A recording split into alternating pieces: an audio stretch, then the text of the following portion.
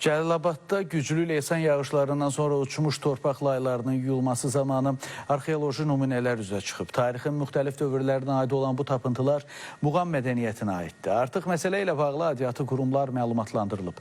Tarixçilərin sözlərinə görə tapıntıların müxtəlif dövrlərə aid olması burada bir neçə mədəni təbəqənin mövcudluğuna işarə edir.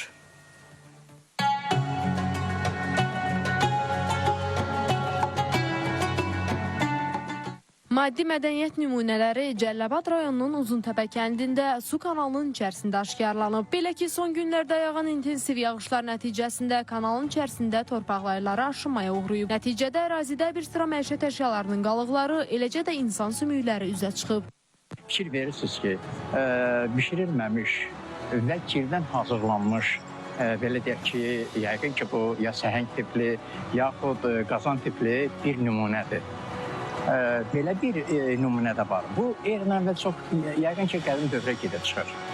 Ərazidə metalın əridilməsi zamanı əmələ gəlmiş tullantıların qalıqları da aşkar olunub. Bu tullantılar bir vaxtlar bu ərazilərdə metal əritmə sənətinin inkişaf etdiyini, eyni zamanda insanların köçəri deyil, oturaq həyat tərzi keçirdiyini sübut edir.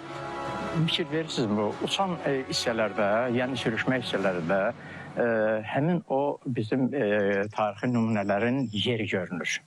Yəni, həmin ərazilərdə fikir verirsinizmi? Orada keramikadan hazırlanmış qabın yeri görünür.